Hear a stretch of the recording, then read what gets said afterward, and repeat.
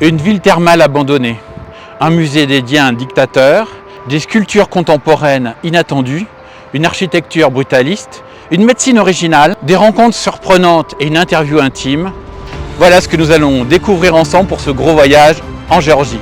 Et c'est parti!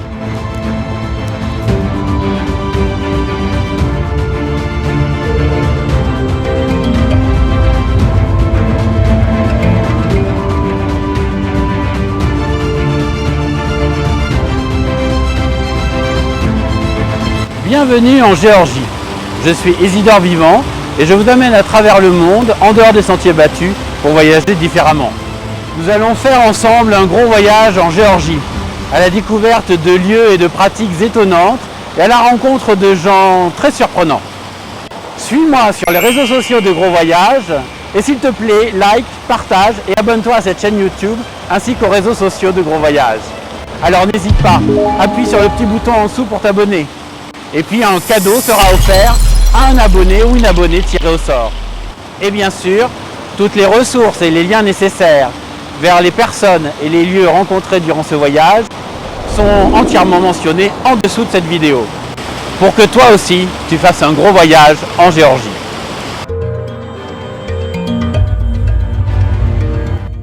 La Géorgie, c'est un pays du Caucase, un peu coincé au nord par la Russie et au sud par la Turquie, l'Azerbaïdjan et l'Arménie.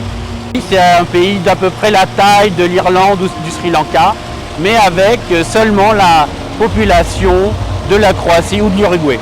On connaît surtout la Géorgie pour ses paysages de montagne, son patrimoine, ses églises, ses forteresses et sa culture ancestrale. Mais en fait, si on creuse un peu, la Géorgie, c'est aussi ça, et ça, et ça, et ça. C'est ça, ça, et ça. C'est ça, ça, et encore ça.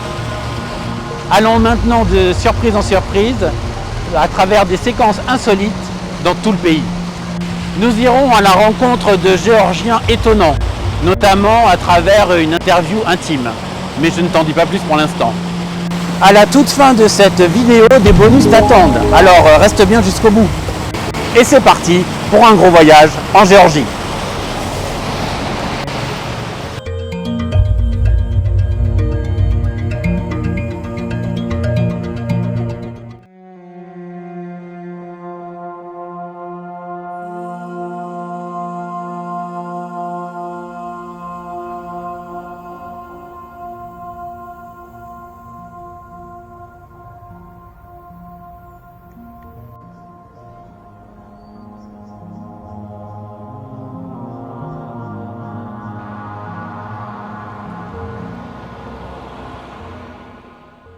Cette ville fantôme envahie par la nature est Tskhaltubo. Autrefois joyau thermal de l'Empire russe, puis de l'Union des républiques socialistes soviétiques, aujourd'hui presque totalement abandonnée à la végétation.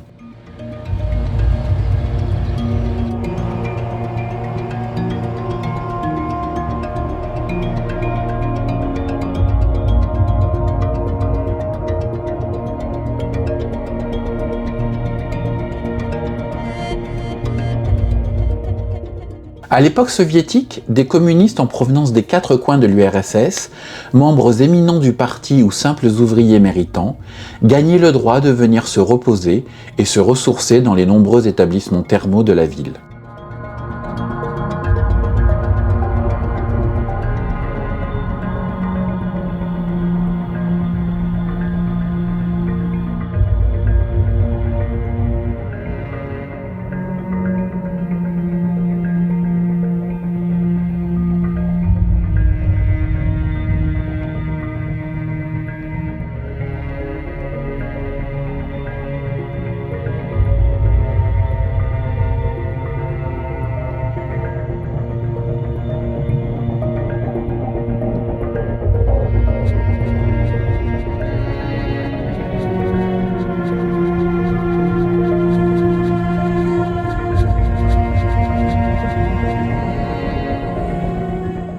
Celle qui fut autrefois la ville du soin et du repos pour beaucoup de soviétiques est aujourd'hui une ville abandonnée et ouverte à tous les vents.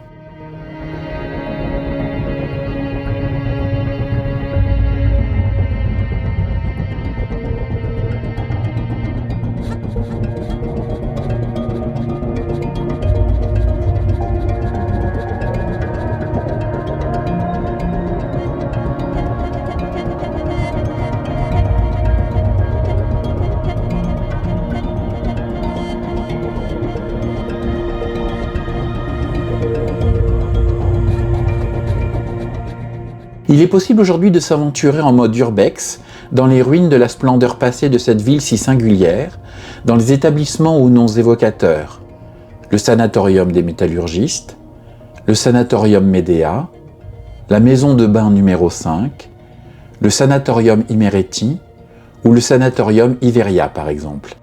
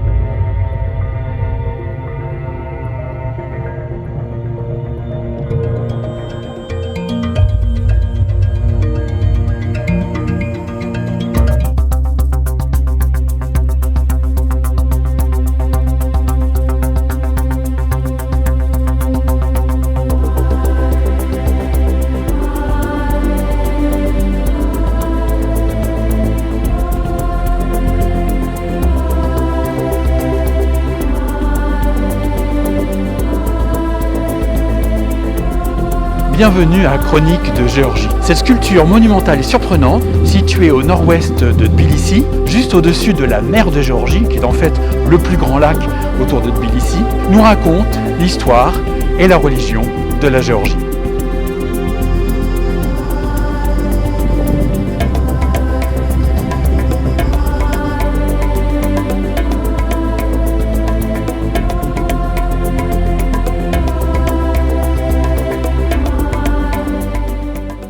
Chronique de Géorgie est un ensemble monumental créé par Zurab Tsereteli en 1985, mais qui n'a jamais été complètement achevé.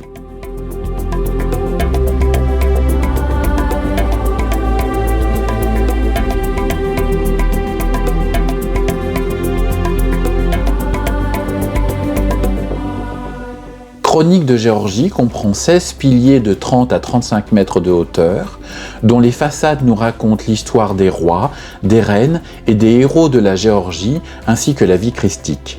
Chronique de Géorgie s'inspire en fait des chroniques géorgiennes, qui désignent conventionnellement le principal recueil de textes historiques médiévaux de Géorgie. Le Kartlis Xovebra, littéralement la vie du Kartli, du nom de la région du Caucase utilisée depuis l'Antiquité classique et durant l'Empire byzantin pour désigner l'actuelle Géorgie.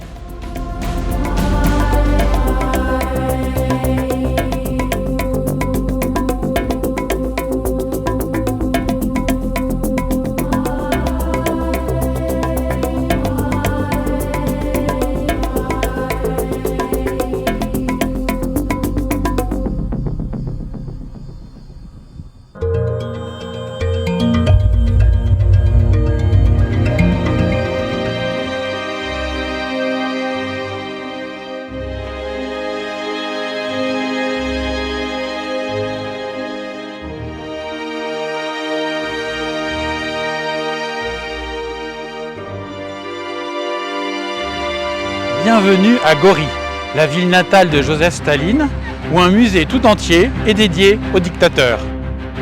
Alors suis-moi, on va le visiter. Le musée Joseph Staline a été inauguré en 1957 dans la ville natale du dictateur et lui est entièrement dédié. Après la chute de l'Union soviétique, le musée a été fermé en 1989 puis a été rouvert par la suite.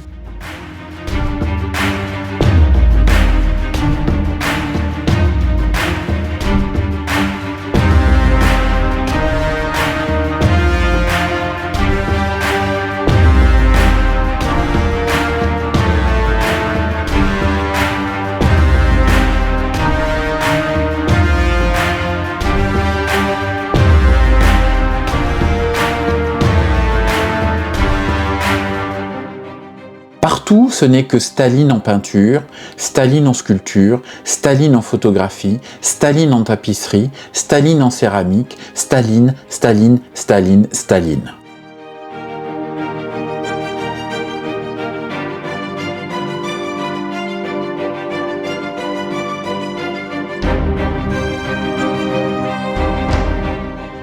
Le musée ne porte aucun regard critique sur Staline et sur la dictature qu'il a mise en place. L'Assemblée municipale de Gori a même voté en 2012 contre un projet de modification du contenu du musée.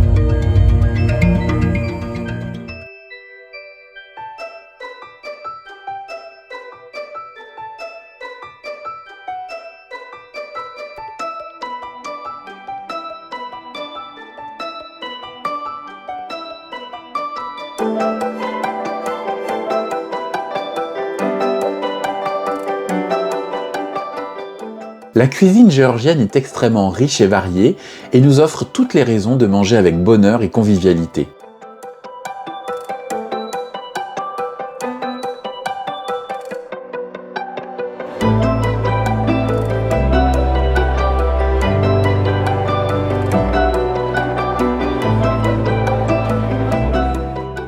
Les marchés géorgiens sont des endroits incroyables, de véritables cavernes d'Ali Baba où l'on trouve les meilleurs aliments de tout le Caucase.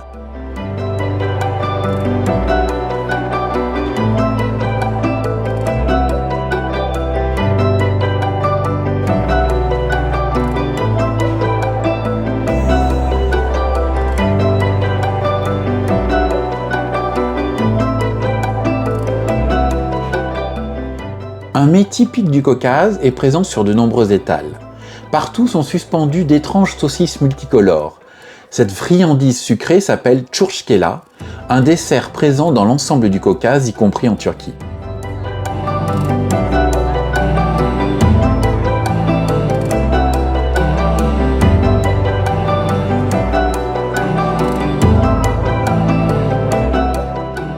Les churchkela sont constitués principalement de jus de raisin aggloméré autour de fruits secs, noix, noisettes, amandes. D'autres jus de fruits peuvent entrer dans la composition des churchkela et colorer ainsi la pâte.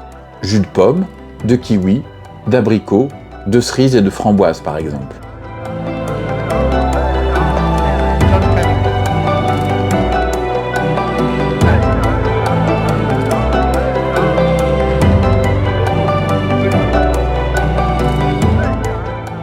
faisant un cours de fabrication de churchkela avec Gia, en compagnie de Julia et Paulina.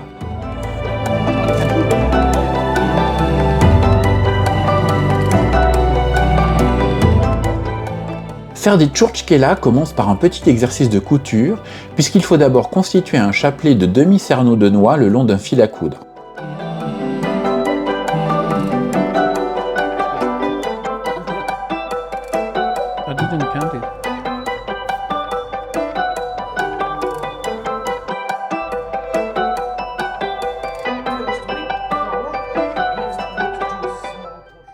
Ensuite, il faut mélanger du jus de raisin frais avec de la farine. Prévoir environ 1 litre de jus pour 100 g de farine.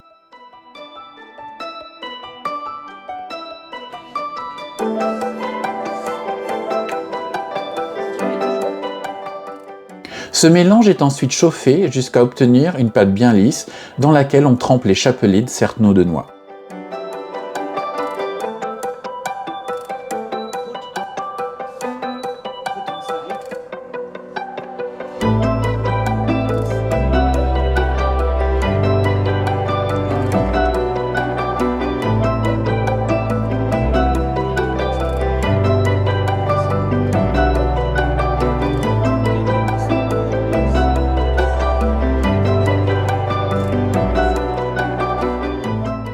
Les churchkela sont ensuite suspendus pour séchage pendant 24 heures avant dégustation.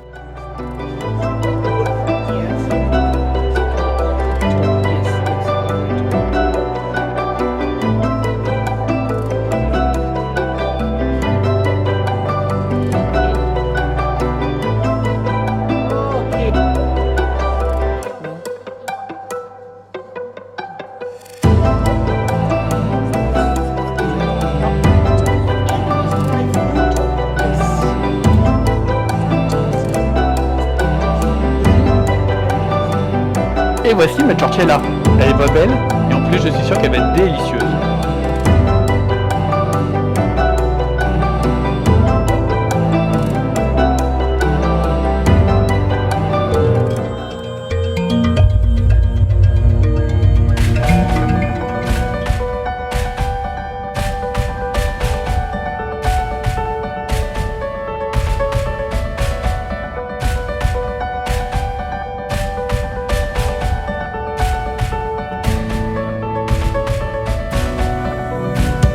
Et nous voici à Abano Toubani, un des quartiers les plus anciens de Tbilissi, où dans les établissements de bains sulfureux, vous pouvez avoir la peau douce après un bon gommage vigoureux géorgien.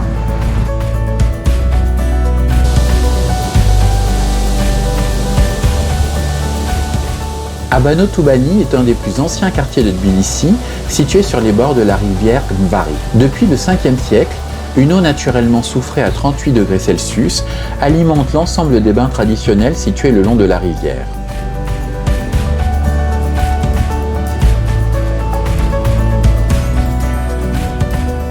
Au XIIIe siècle, on pouvait compter jusqu'à 65 établissements de bains. Une douzaine sont encore aujourd'hui en activité, publiques ou privées.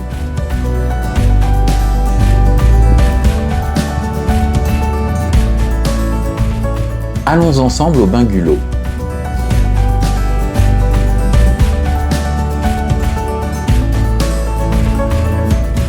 Lorsque l'on pénètre dans cet établissement, la magie de la lumière à travers la voûte nous inonde de douceur, avant d'être enveloppé par les chaudes vapeurs dégagées par les sources naturelles du bain privatif.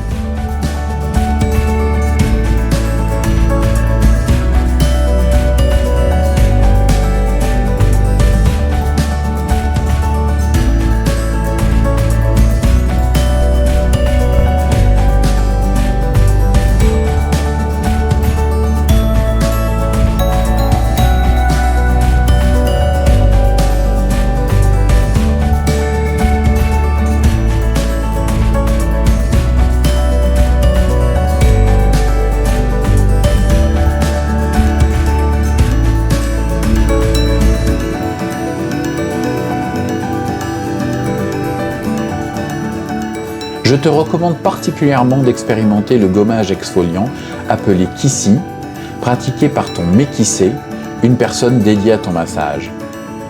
Mais attention, La technique géorgienne est très vigoureuse. Alors si tu connais quelques mots de géorgien, n'hésite pas à dire à ton métissé « vas-y mollo sur le gant de crin ».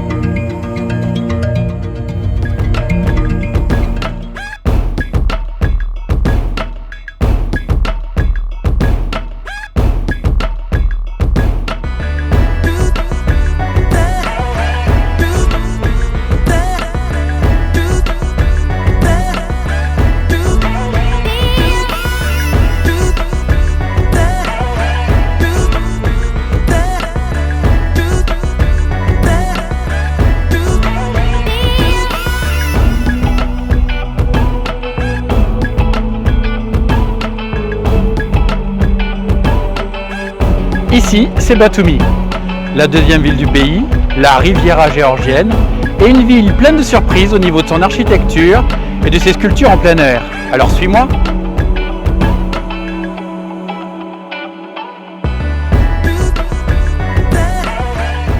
Deuxième plus grande ville du pays, Batoumi doit surtout son développement à sa situation portuaire et balnéaire exceptionnelle sur la mer Noire.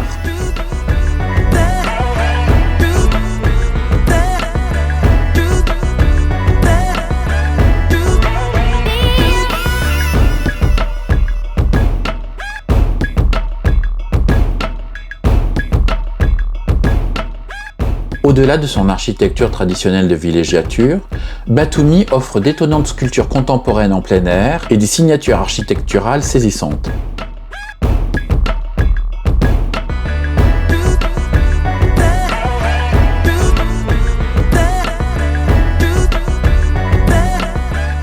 Ali et Nino est une sculpture mobile en acier de 8 mètres de haut en plein cœur de la ville, représentant une femme et un homme s'interpénétrant. Cette sculpture a été créée par le géorgien Tamar Gveditadze. Les deux personnages se rapprochent lentement l'un de l'autre, puis se touchent et se traversent avant de se séparer à nouveau. Cette sculpture romantique est inspirée du célèbre livre éponyme de 1937 de l'auteur azerbaïdjanais Kurban Said. Ce roman raconte l'histoire d'amour impossible entre un garçon musulman, Ali, et une princesse géorgienne, Nino. Un Roméo et Juliette au cœur du Caucase.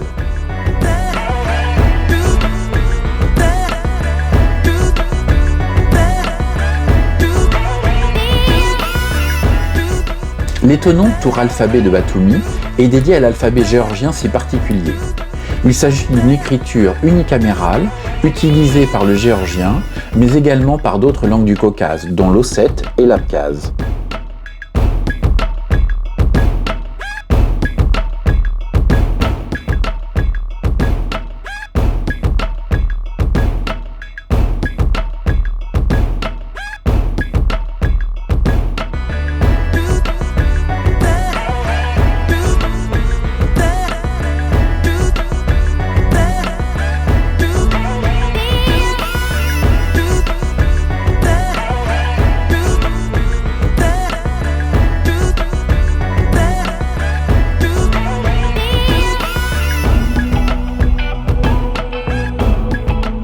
Ce bâtiment singulier n'est autre que le principal restaurant McDonald's de Batoumi. Une architecture tout en transparence pour des repas caloriques qui le sont moins.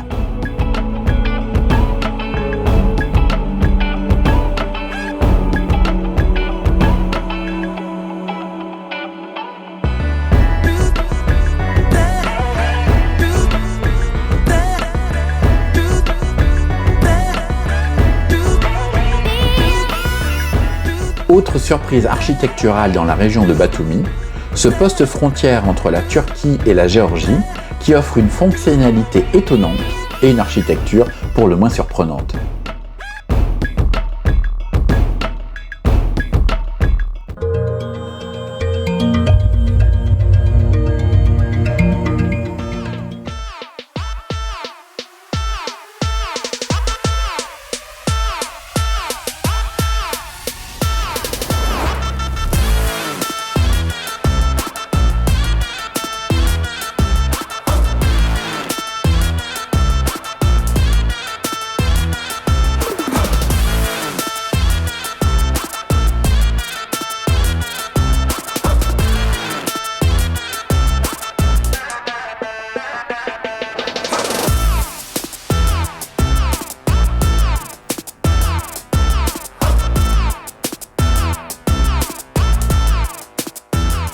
La tchokra est un habit traditionnel du Caucase, très utilisé en Géorgie dans les fêtes et cérémonies officielles.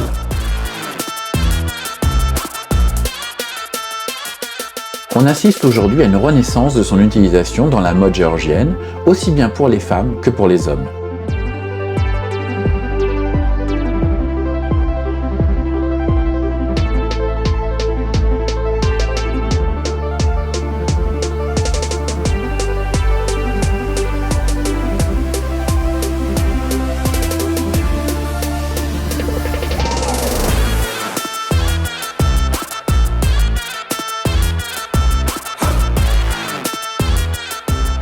Ce vêtement en laine est notamment caractérisé par des emplacements sur la poitrine dédiés aux balles de fusil et aux cartouches de poudre.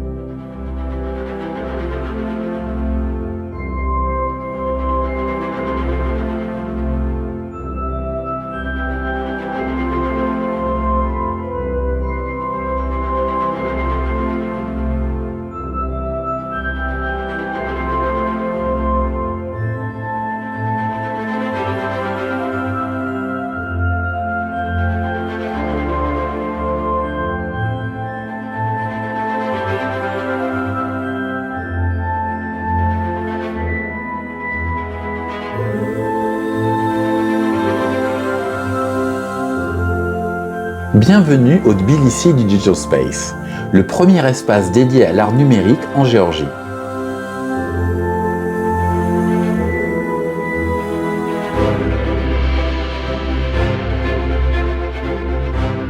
Après un premier espace qui nous plonge dans l'œuvre de Vincent van Gogh en 3D, nous sommes ensuite immergés dans un espace numérique au cœur des profondeurs des océans.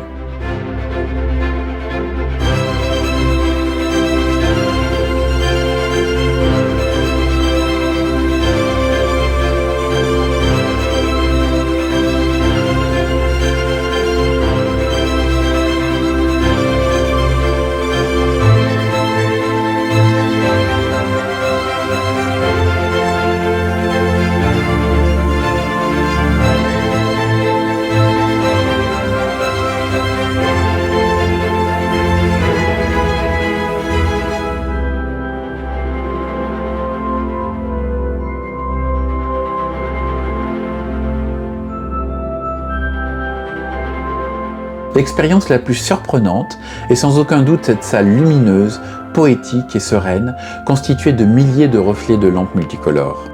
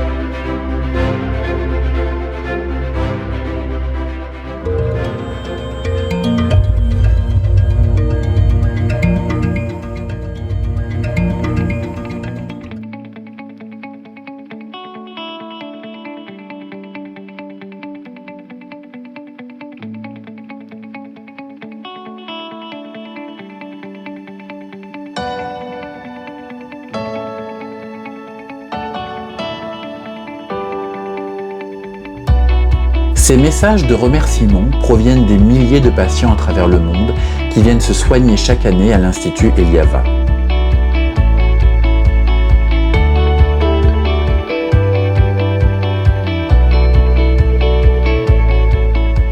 L'Institut Eliava est un établissement pionnier dans la phagothérapie, c'est-à-dire l'utilisation médicale des bactériophages comme alternative aux antibiotiques pour détruire les bactéries résistantes. L'Institut Eliava a été fondé à Tbilissi en 1923 par le microbiologiste géorgien Georges Eliava avec Félix Derel de l'Institut Pasteur de Paris, biologiste français spécialiste de microbiologie et des bactériophages, inventeur de la phagothérapie.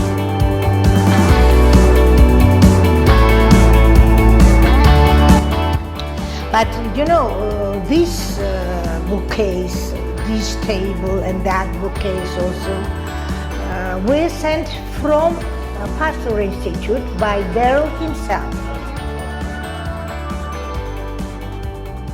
L'Institut Eliava est à la fois un centre de recherche, d'analyse médicale et de soins autour de la phagothérapie.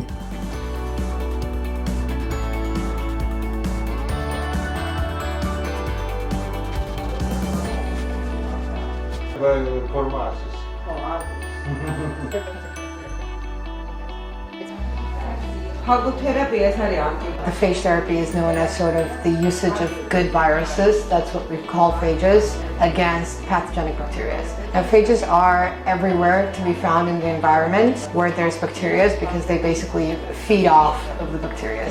They latch onto them, insert their genome in the bacteria and kind of multiply within the bacteria and blow it up from the inside, and then the process goes on and on. So until there's a bacteria that the phages can feed off of, the phages remain around that bacteria. Same goes for the body. Phages do not leave the body unless the bacteria is gone. And phages are considered to be an alternative to antibiotics in the sense that they are used for antibacterial treatment, although phages are very unique and a very interesting thing, and a lot of researchers are still going around all over the world because they have some very unique characteristics that antibiotics don't. And they also don't target a lot of the things that antibiotics do, so it's not a pure alternative, unfortunately. But although it is a very natural alternative and a very good one, since it doesn't cause any side effects and it doesn't cause any allergies because it's very well known for our bodies. It doesn't destroy the bacteria where it shouldn't, and it just destroys the bacteria where it should, where it's considered to be pathogenic. À leur arrivée, les patients doivent se soumettre à une batterie d'analyse qui permet de déterminer les bactéries résistantes qui pourront être éliminées par les bactériophages. And how long does it take for her to analyze and research? No, minimum 10 days minimum. Yeah. Les patients sont ensuite traités, soit à l'aide de bactériophages existants, issus de l'immense collection de l'Institut, soit à l'aide de bactériophages personnalisés réalisés par l'Institut. Notre docteur savait qu'elle aurait du mal à endiguer la propagation des bactéries de Mark. La plus belle des preuves de la réussite des phages sur l'organisme de Mark, c'est qu'il n'y a plus de septicémie depuis 6 ans. In institute also more women are working. Okay. Also we have some men. But I think that men is not interesting. L'Institut Eliava fonctionne grâce à l'engagement et l'implication d'hommes et surtout de femmes exceptionnelles, comme souvent en Géorgie.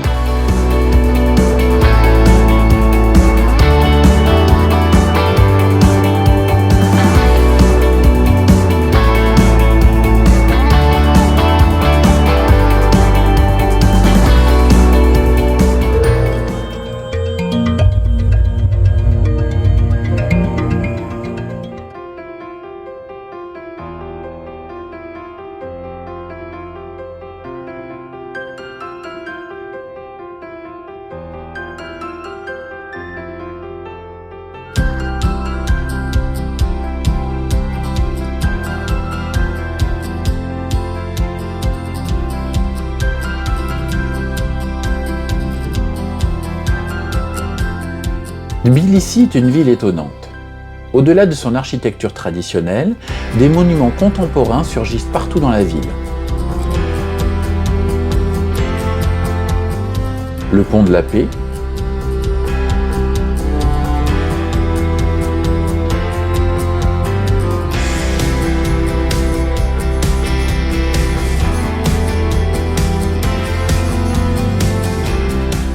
la salle de concert de Riqueux,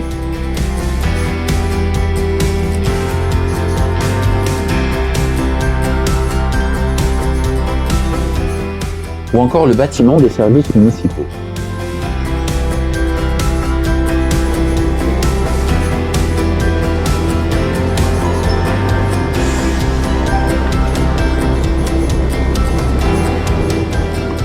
Mais prenons ensemble le métro de Tbilissi, un des plus profonds au monde, pour rejoindre un bâtiment emblématique de l'architecture brutaliste.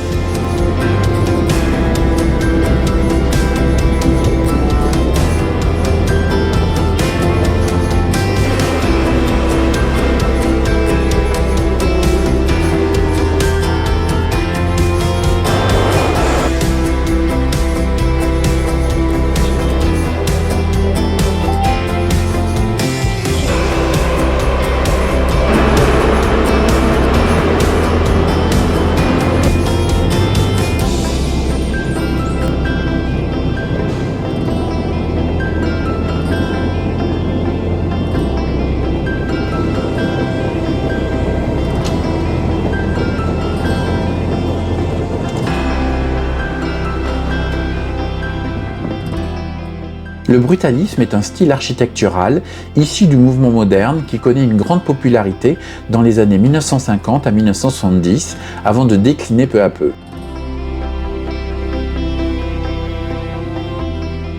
Le terme brutalisme provient du français brut puisque le béton brut est le matériau le plus employé pour ces bâtiments. Beaucoup de bâtiments brutalistes sont nés à travers le monde. Mais Tbilissi possède sans aucun doute un de ces joyaux. Le siège de la Banque de Géorgie a été réalisé dans les années 1970 par les architectes Georges Chakava et Zourab Jalagania pour le ministère de la Construction routière de la République socialiste soviétique de Géorgie.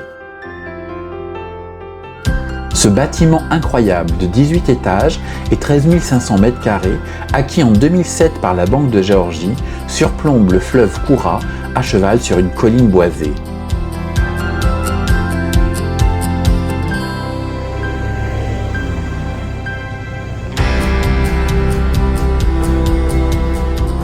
Partout à travers la ville, il est possible de croiser d'autres témoignages de ce mouvement architectural si singulier.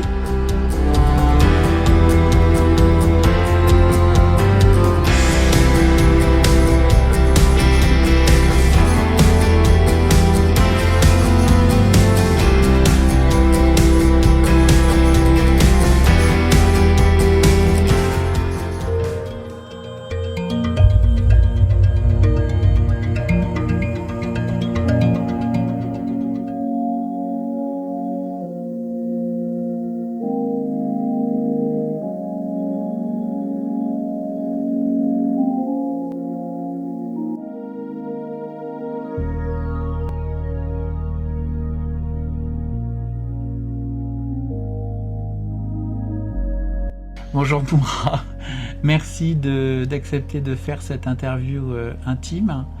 Est-ce que tu peux nous dire où nous sommes exactement? Yeah, of course.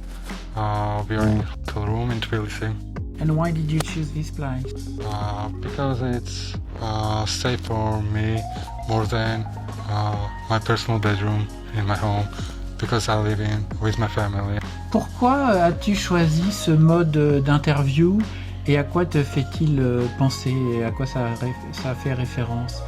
I choose an intimate interview because in this way I feel much more free and close to you. So I think it's excellent form of interview.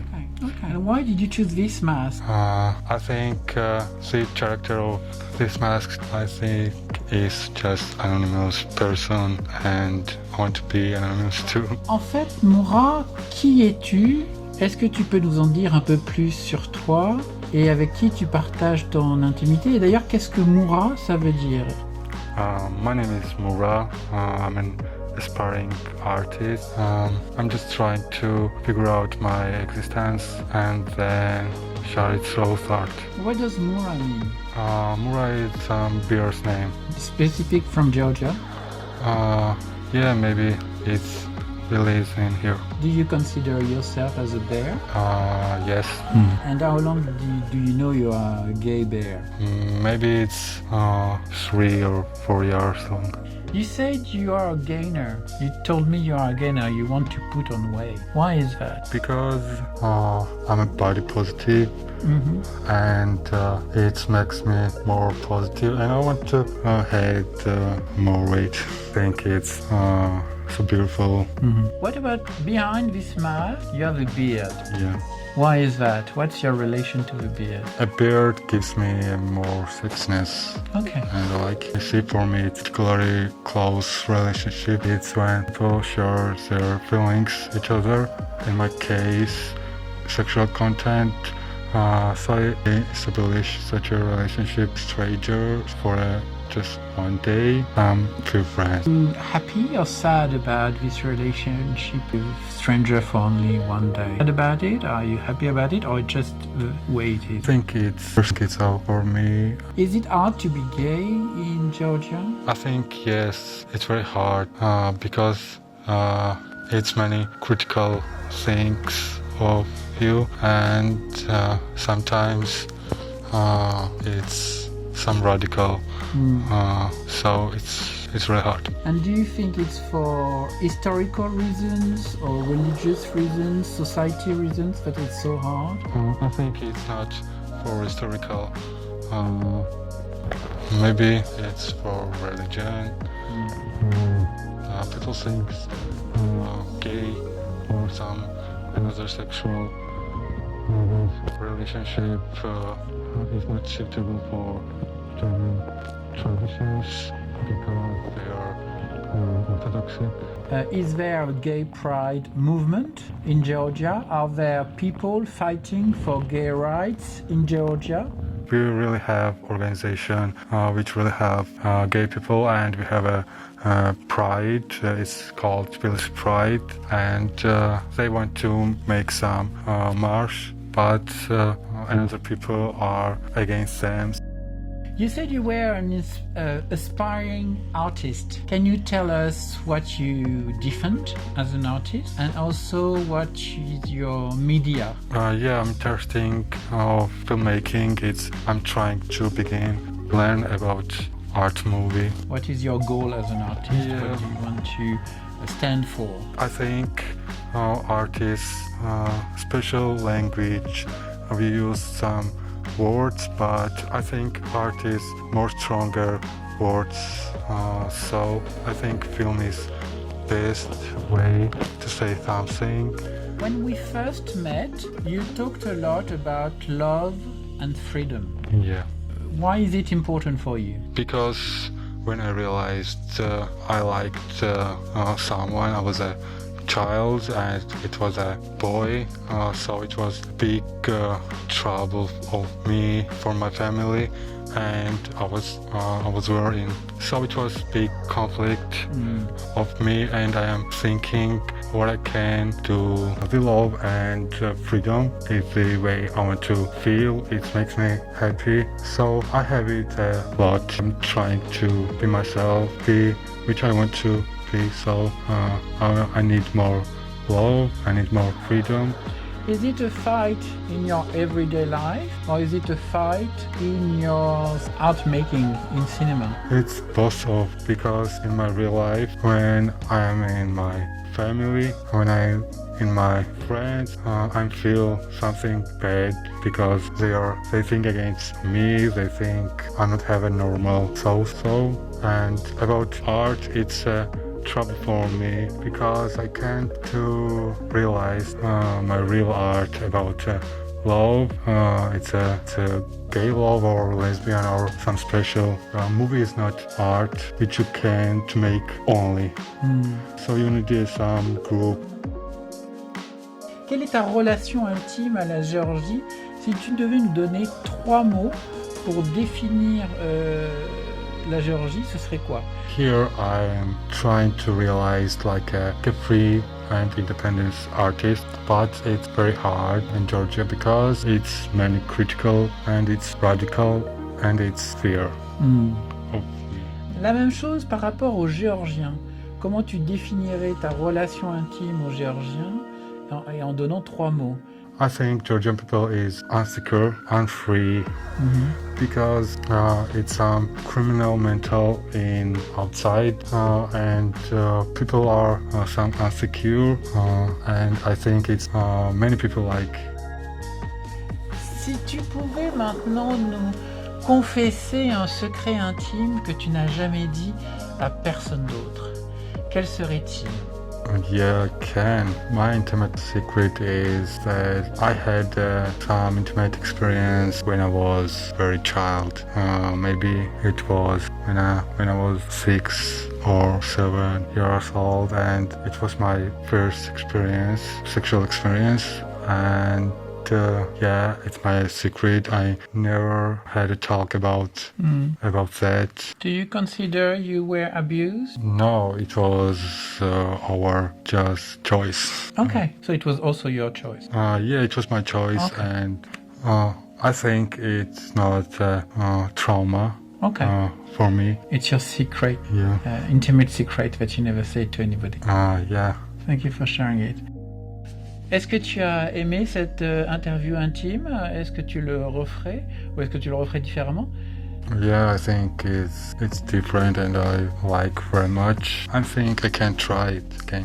Eh bien, merci beaucoup Moura pour avoir accepté cette interview intime. Et maintenant, on en sait un peu plus sur ton intimité et celle des Géorgiens. Thank you. And I have a little present for you. A glittering world. Wow. Because the world is glittering. Oh, thank you.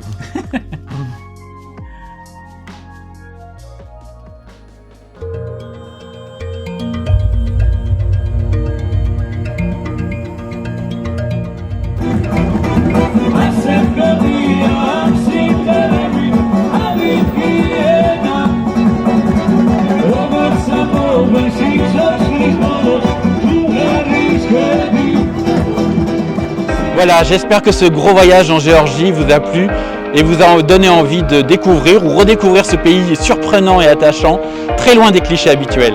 Ce que j'ai vraiment apprécié en Géorgie, c'est l'hospitalité et la simplicité des gens et cette capacité de mixer des contrastes surprenants entre patrimoine et contemporanéité. Merci à tous ceux qui m'ont accueilli ou qui ont participé à ce gros voyage. Toutes leurs coordonnées et informations sont sous cette vidéo. Je te retrouve bientôt pour un nouveau gros voyage étonnant, insolite et différent à travers le monde. N'oublie pas de liker, de partager, de t'abonner à cette chaîne YouTube de Gros Voyage et ainsi que sur les médias sociaux. Un ou une nouvelle abonnée recevra un cadeau surprise. Et après le générique, comme promis, je te réserve quelques bonus. A bientôt et surtout fais de gros voyages parce que le monde est plein de surprises.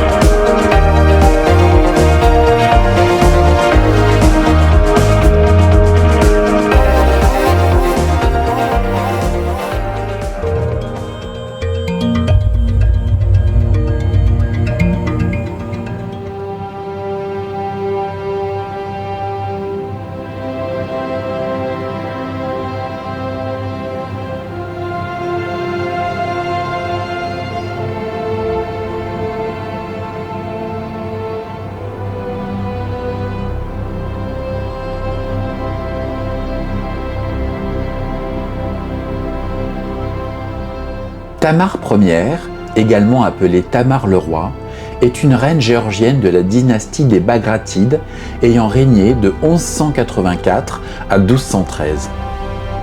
Elle est considérée comme la plus illustre des monarques de Géorgie.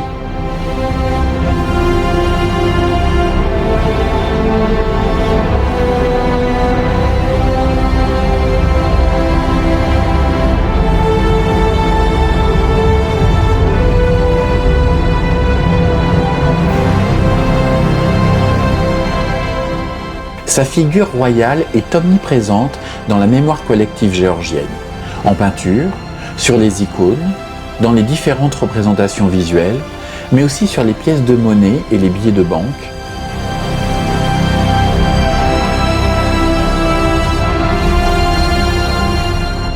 Sur l'ordre national géorgien, ainsi que dans le spectacle vivant, le cinéma ou des formes artistiques plus actuelles.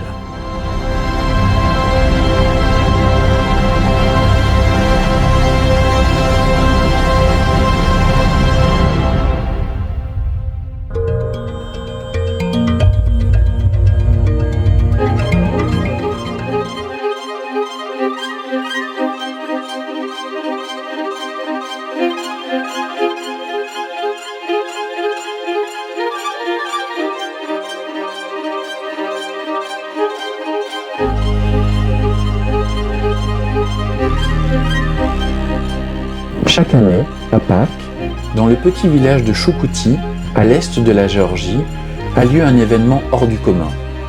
Il s'agit du Lelo Burti, un sport très ancien, millénaire, ancêtre du rugby à 15, dont les premières manifestations écrites remontent au XIIe siècle.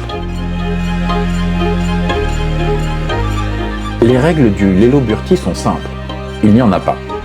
Le prêtre du village lance une grosse boule de cuir remplie de terre et les habitants mâles du village, répartis en deux équipes, doivent alors mener la balle de l'autre côté de la rivière, le Lelo.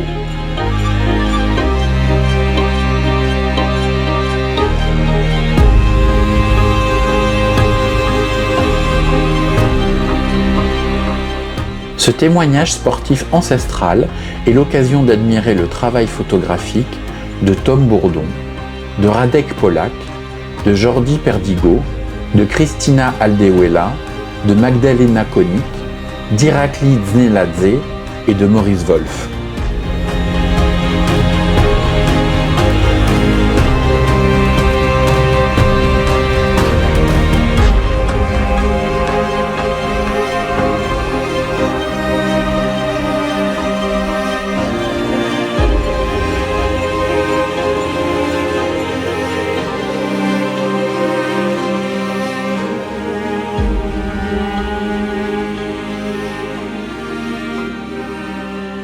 Au final, le Lelo gagnant trouvera sa place sur la tombe d'un défunt récent.